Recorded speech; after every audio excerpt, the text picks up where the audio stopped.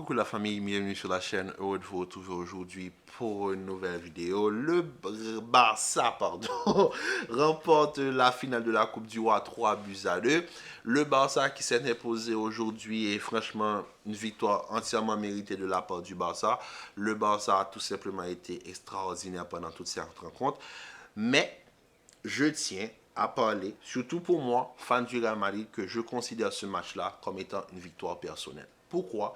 Parce que aujourd'hui, j'ai vu un Real Madrid qui, au retour des vestiaires de la première mi-temps, a su regarder le Barça droit dans les yeux et les a fait douter. Et pour moi, ça, c'est tout simplement une victoire. Quand je vois que j'ai eu droit à un bon coaching d'Ancelotti sur la deuxième période, à faire rentrer les joueurs qu'il faut au moment qu'il faut, c'est-à-dire que là, tu as eu droit à un Real Madrid offensif, un Real Madrid qui a su faire subir le jeu pendant une bonne partie de la deuxième période au Barça, qui a même pu remonter au score, égaliser et même mener pendant une bonne partie du match. Je me dis franchement, ça fait plaisir. Ça fait plaisir.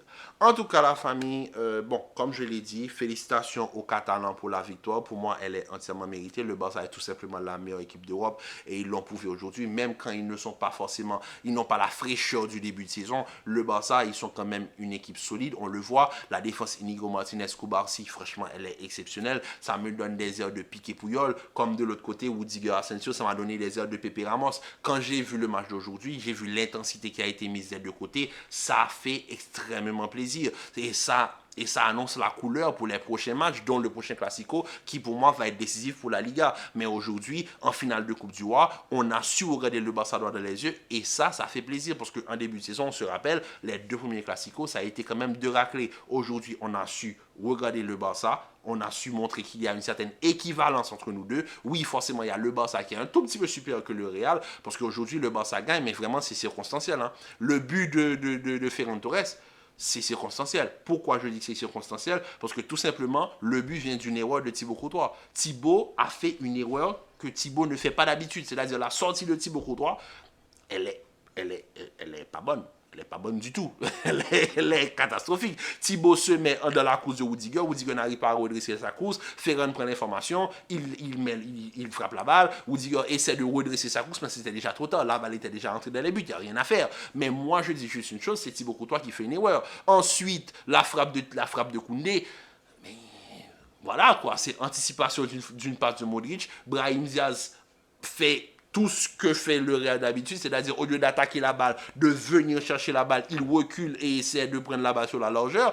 Koundé, depuis le début de la prolongation, on l'a vu, c'était vraiment potentiellement tout simplement le meilleur joueur sur le terrain. Il gêne Bellingham dans la surface de réparation, il annule les actions du Real Madrid et on voit que c'est lui qui donne un petit peu de pulsion au jeu du Barça, surtout du point de vue défensif. Il anticipe la passe. Jules Koundé, c'est un défenseur qu'on connaît depuis le FC Séville, depuis Bordeaux. C'est un défenseur qui a une très bonne frappe de balle. Donc, il vient mettre une frappe. Ça va finir dans les cailles de Thibaut Courtois, mais il n'y a rien à dire. Thibaut Courtois ne pouvait tout simplement rien faire. La frappe, elle est exceptionnelle. Le but est beau. Il n'y a rien à dire. Et pour moi, comme je l'ai dit, c'est pas genre on s'est fait démolir sur des phases de jeu où ils ont eu la balle pendant 50% du temps. Non, c'est vraiment des faits de jeu. La balle part dans le dos de la défense. Thibaut fait une sortie catastrophique. Le but de Ferran Torres, superbe but. Déjà la passe de Lamine Yamal, elle est exceptionnelle. Ensuite, le but de Koundé, anticipation, frappe. Il n'y a rien à dire.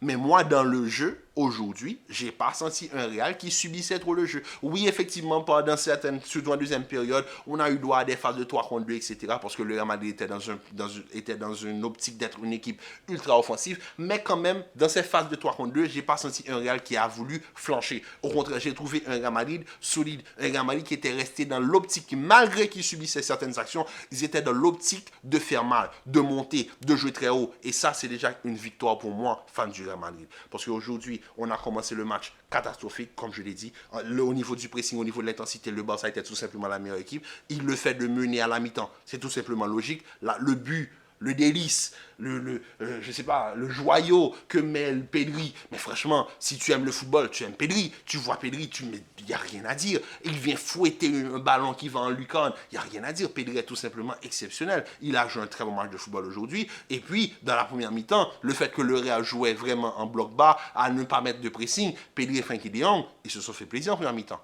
Et c'est là que je me suis dit qu'on va repartir dans une catastrophe. Mais non, il y a eu les changements adéquats. On est repassé pendant une bonne partie de la rencontre en 4-3-3 avec un Bellingham qui est sorti de ce format numéro 10, faux numéro 9 derrière les attaquants. Non, on a eu droit à un Jude Bellingham qui jouait beaucoup plus bas sur le terrain. Et dites-moi ce que vous avez pensé. Franchement, dites-moi ce que vous pensez de cette version de Jude Bellingham qui était non pas dans ce rôle de comment je peux dire ça, d'électron libre au niveau de l'attaque. Non, on a eu droit au Jude Bellingham milieu de terrain. Un Jude Bellingham qui, quand il est au niveau du milieu de terrain, il régule le jeu. C'est le régulateur. Ça fait plaisir. Ça m'a fait plaisir de le voir aussi bas. Parce que ça, quand tu vois Bellingham jouer à son poste, il est tout simplement l'un des meilleurs à son poste. L'année dernière, comme je l'ai dit, le 4-4-2 de l'année dernière, c'est un dispositif circonstanciel. On ne peut pas le tenir sur le long terme. Il faut revenir aux bases et il faut revenir au 4-3-3. Et on l'a vu aujourd'hui. Quand on est revenu à nos bases, à notre identité, c'est-à-dire au Real Madrid, 4-3-3, format 4-3-3 avec un milieu à 3, Bellingham beaucoup plus bas, eh bien on a tout simplement eu droit à un très grand Real Madrid. La rentrée de Kylian Mbappé, elle est juste magistrale. Il rentre, il marque son premier but sur coup franc, il fait du bien au Real Madrid. Le fait que sa vitesse arrive à matcher avec la vitesse de Vinicius sur les contre-attaques, ça faisait très mal au Barça. J'ai vu un Barça un Inigo Martinez très nerveux. Et ça, je me suis dit, mais voilà, on est rentré dans leur tête, on arrive à les faire douter. Et c'est quelque chose que le Real Madrid n'arrivait pas. Le Barça a mis un pied du hors-jeu qui a fonctionné sur certaines phases, mais aussi le Real Madrid a su contourner le pied du hors-jeu du Barça, comme Dortmund l'a fait en Ligue des Champions. Donc c'est possible, c'est-à-dire ils ne sont pas, c'est pas une équipe qui est imbattable. On peut les battre, mais moi surtout, c'est même pas le fait de pouvoir les battre, c'est déjà le fait de pouvoir les regarder, parce que comme je l'ai dit, le fait d'avoir une équivalence lors de ce match a rebattu pour moi toutes les cartes au niveau de la fin de la saison. Oui, la Coupe du Roi, on la perd, mais maintenant la Liga pour moi elle est relancée. Pourquoi? Parce que je sais que le Classico qui arrive, c'est le Classico décisif pour la Liga. Le Real Madrid m'a montré aujourd'hui lors de ce match, surtout aujourd'hui lors de cette rencontre précisément, qu'ils peuvent gêner le Barça. Le Barça, ils ne sont plus frais comme en début de saison. Le rythme commence à se casser. Les blessures s'accumulent, surtout au niveau de l'attaque avec Lewandowski qui n'est pas là. Donc pour moi, c'est un atout que le Real doit utiliser. Ferran Torres est un très bon joueur de football, il n'y a rien à dire. Mais Lewandowski, c'est un tout autre profil. Et quand tu as un Lewandowski en attaque, un Ferran Torres, c'est pas le même niveau, c'est pas la même carrière. Et quand tu as un Lewandowski qui est absent, tu peux en profiter pour être beaucoup plus offensif. Et on l'a vu aujourd'hui, on a pu faire reculer le Barça. On a subi, mais quand même, on n'a pas flanché. Et c'est pour cela que franchement, je tiens à féliciter le Real Madrid pour la finale qu'ils ont joué. Mais on l'a perdu. Et on en sort, pour moi, comme je l'ai dit, on en sort gagnant. Est-ce que ça fait du mal de perdre cette finale? Oui. Oui, ça fait mal. Ça fait mal d'avoir tant donné, de voir un Asensio qui a joué un match exceptionnel, Thibaut Courtois qui a joué un très bon match de football. Franchement, Thibaut, la seule erreur qu'il fait, c'est sur le deuxième but. Vraiment, il fait une erreur lors du match. Et cette erreur-là, on l'a vu, à la fin du match, il était dépité sur le banc, il était là en train de pleurer, c'est normal. Parce que Thibaut le sait. Il le sait. Il ne fait pas cette sortie-là, il n'y a pas l'égalisation, il n'y a pas les prolongations, il n'y a pas cette frappe de Koundé, il n'y a pas, il n'y a rien. Le Real aurait pu remporter le match, il n'y avait aucun problème. Mais la seule erreur que Thibaut a fait dans ce match, c'est cette sortie-là sur la passe de Lamine Yamal. Il a mal jaugé le ballon, déjà de base. Il n'a pas pensé que Rudiger allait pouvoir gêner Ferran Torres jusqu'au bout. Et en faisant cette sortie, il a coûté le match au Real Madrid. Maintenant, aussi, on a eu droit à un très bon Fran Garcia qui, suite à son entrée à la blessure de Mendy, il a su donner tout ce qu'il pouvait donner. Et ça fait plaisir. Au niveau du milieu de terrain, tous ceux qui sont passés, que ce soit les titulaires et même les remplaçants, Chouameni, comme je l'ai dit, quand il est à ce niveau, il est tout simplement l'un des meilleurs numéros 6 du monde. Récupération, duel physique, il était là. Et franchement, ça fait plaisir. Jude Bellingham, il n'y a rien à dire. En première mi-temps, je ne l'ai pas reconnu. J'ai eu le Bellingham de toute cette saison. Mais quand j'ai retrouvé le Bellingham de Dortmund en le faisant reculer, eh bien, tout simplement, je suis retombé amoureux de ce joueur. Jude Bellingham m'a donné des sensations que je n'éprouve pas depuis longtemps. Quand j'ai vu la rentrée de Modric, ça m'a fait plaisir. Régulateur, il est rentré, il a amené cet équilibre au niveau du milieu de terrain, ce qui fait plaisir. Quand tu vois que tu joues face au Barça et que tu peux faire subir ce match au Barça, tu peux faire rentrer Modric, il n'y a pas de problème. Quand tu fais rentrer Arda, ça fait plaisir. Arda en plus passeur pour le but de Chouameni sur le corner, il n'y a rien à dire. C'était bien, les changements étaient parfaits. Mbappé, son entrée à la place de Rodrigo, c'était ce qu'il fallait faire. Quand tu vois que tu peux punir le Barça par la vitesse et par des sprints dans le dos de la défense, tout en sachant que tu n'es pas vraiment tombé dans leur pied du jeu, Mbappé et Vinicius, ils arrivent à s'entendre. Et quand les deux jouent collectif, ils ne sont pas dans cette optique d'être le pur individualiste, on voit un Real Madrid qui peut faire mal à son adversaire, et ça fait plaisir. Valverde, est-ce qu'il y a un mot pour décrire Valverde, tout simplement? Mais Valverde, c'est le guerrier, le soldat, il est tout, quoi. Il est tout simplement l'âme de cette équipe. Et il n'y a rien à dire, je suis fier de nos Madrilènes. On perd aujourd'hui,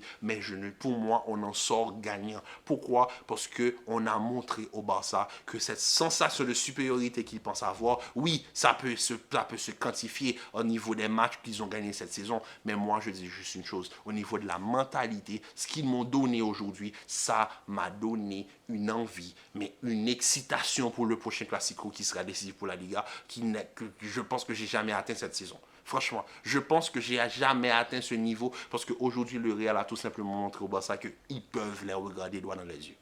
En tout cas, la famille, c'était un débrief à chaud. On reviendra plus en détail sur ce match demain. Parce que là, il se fait tard, il est très tard. La finale s'est jouée à 22h. Donc là, pour beaucoup, c'est déjà le matin, on est déjà dimanche. Donc un tout petit peu plus tard dans la journée de dimanche, on reviendra sur le match avec des faits de jeu, des images, etc. Il n'y a pas de problème. Donc sur ce, la famille, prenez soin de vous, commentez, likez, partagez, restez en paix, en santé. Et aussi, encore une fois, félicitations au Real Madrid, félicitations au Barça, félicitations à Hansi Flick pour cette équipe qu'il a su constituer cette saison. La victoire, elle est entièrement méritée. Et pour le fan du Barça qui voulait voir mon visage suite à la défaite, pensant que j'allais être triste, j'allais être dépité, pas du tout, au contraire, je suis très heureux parce que le Real Madrid m'a tout simplement montré ce que j'attends depuis le début de saison, une équipe capable de jouer un football, pas forcément un football champagne, mais un football avec de l'intensité, non pas le Real Madrid amorphe qui est là à regarder son adversaire jouer au ballon, non, le Real Madrid peut s'imposer face à son adversaire et il l'a fait aujourd'hui et ça fait plaisir. En tout cas, la famille, on se retrouve demain pour une nouvelle vidéo. Et puis, prenez soin de vous. Et pour tous les fans du Real Madrid, j'espère que vous avez pris du plaisir comme tout le monde aujourd'hui et que vous êtes excités pour le prochain Classico qui arrive pour la fin de saison, qui va être ultra décisif pour le titre de la Liga. En tout cas, la famille, on se retrouve tout à l'heure. Prenez soin de vous.